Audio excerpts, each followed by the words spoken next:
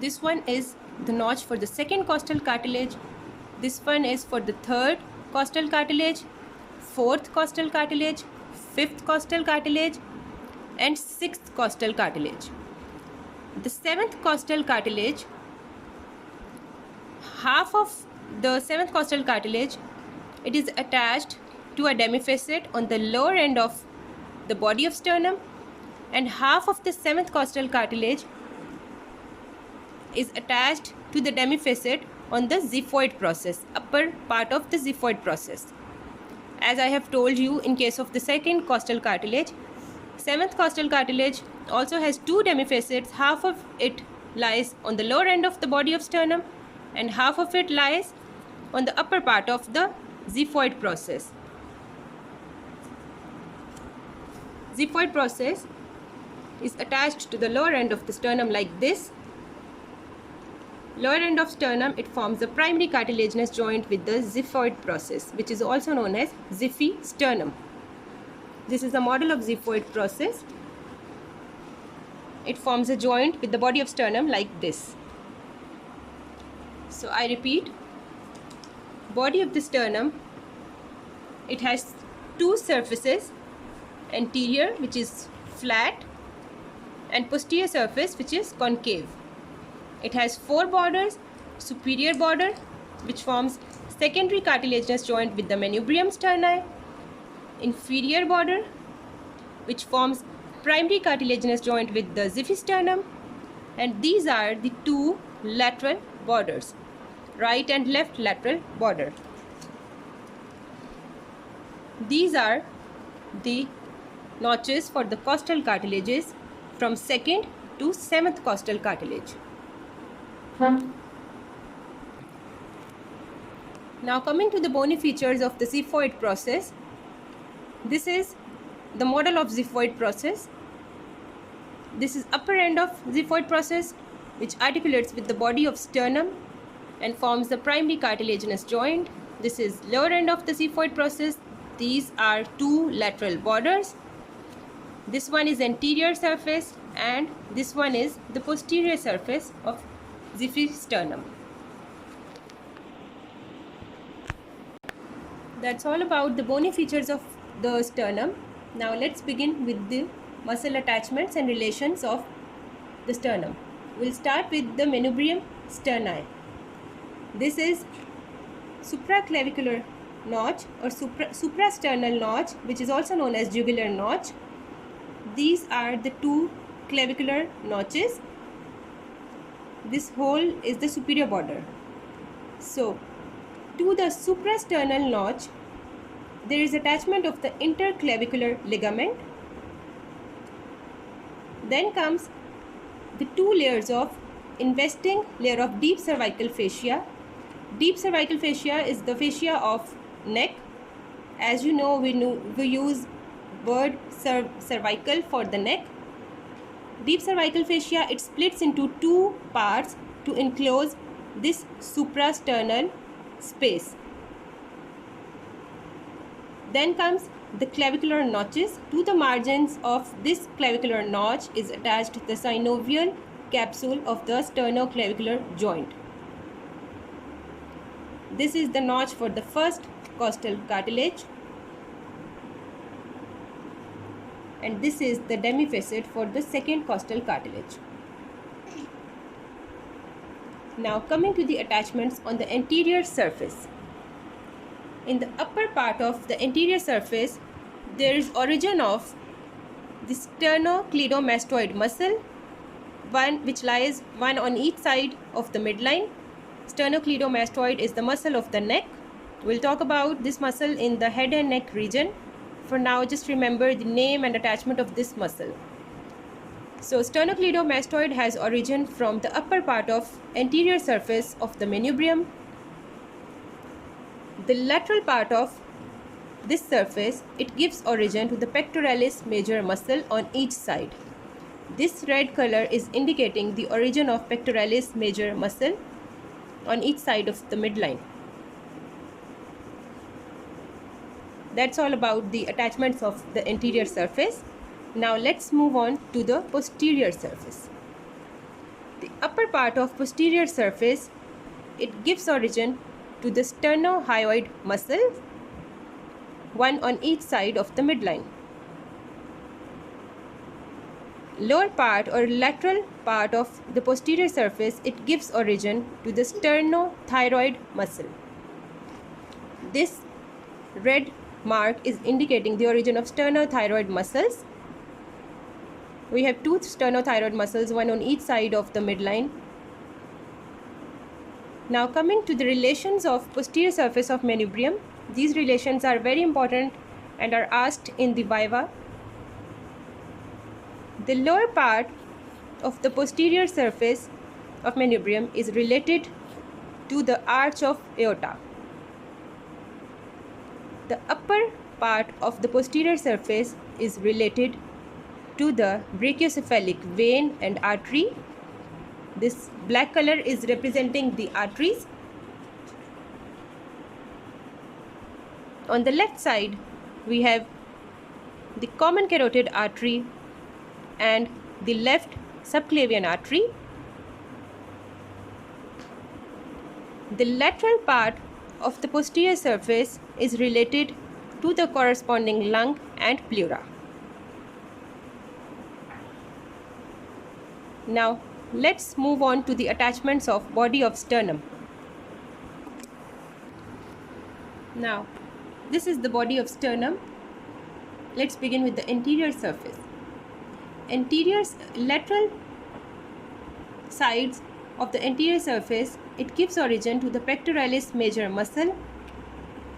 This red color is indicating the origin of pectoralis major muscle from the second to the sixth costal cartilage.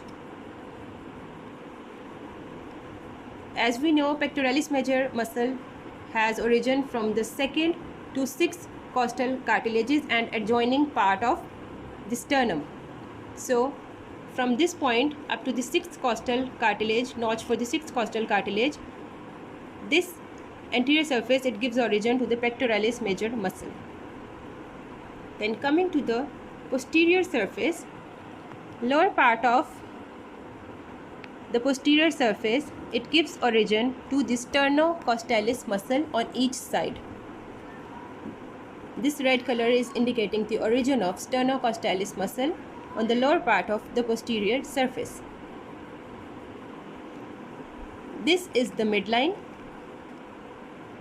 On the right side of the midline, we have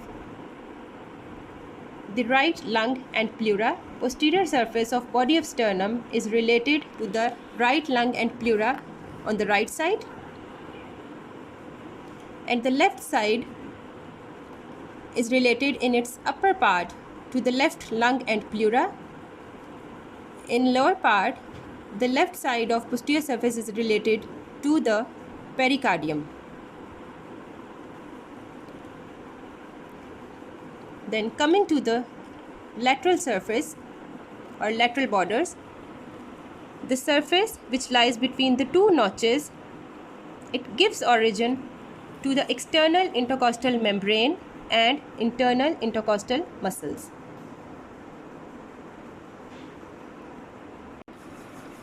Now coming to the attachments of the xiphoid process. This is anterior surface of xiphoid process.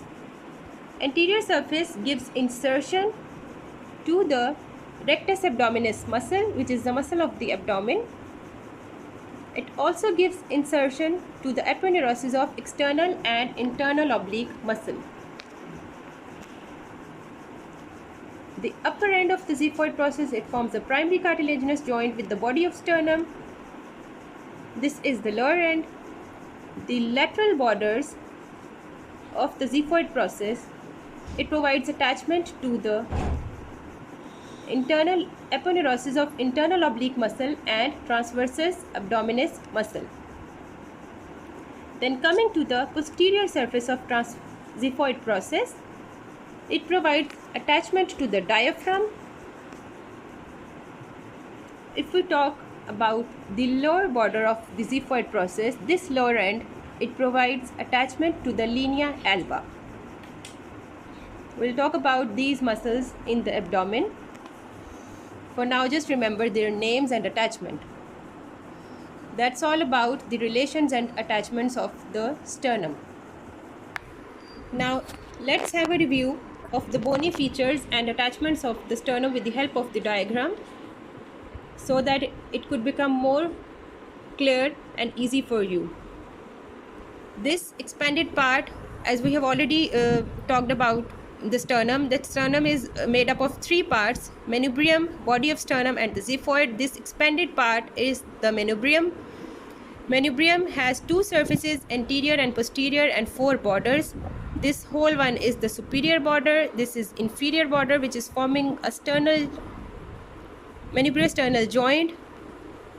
This point is making an angle with the body of the sternum, which is known as sternal angle and angle of Lewis. The point at which the manubrium and the body of the sternum, they articulate together, they form an angle. These are the lateral borders of the manubrium. The lateral border has notch for the first costal cartilage and a demifacet for the second costal cartilage. Then comes the body of sternum. This is anterior surface, which is marked by three transverse ridges. This body of sternum is formed by fusion of these four segments. These segments are termed as sternibri. Then comes the xiphoid process, which is the smallest part of the sternum, and it articulates with the body of the sternum and forms a xiphisternal joint. This is the notch for second costal cartilage. Half of this notch is formed by the body of the sternum, and half of this notch is formed by the upper end of xiphoid process. Now, talking about the attachments, anterior surface of the manubrium, it gives origin to the sternocleidomastoid muscle in the upper part, and the lateral part of anterior surface of manubrium, it gives origin to the pectoralis major muscle. Then coming to the anterior surface of body of sternum, it provides attachment, or it gives origin to the pectoralis major muscle on each side like this. Anterior surface of the xiphisternum or the xiphoid process, it gives insertion to the rectus abdominis muscle and aponeurosis of the internal and external oblique muscles. Now, talking about the posterior surface of the sternum, the upper part of posterior surface of manubrium, it gives origin to the sternohyoid muscles. The lateral part of the posterior surface, it gives origin to the sternothyroid muscles. Lower part of posterior surface is related to the arch of aorta. This is arch of aorta, and upper part of the posterior surface is related to the brachiocephalic artery and vein, left subclavian artery and left subclavian common carotid artery. This is the posterior surface of body of sternum. In the lower part, on each side of the midline, it gives origin to the sternocostalis muscle.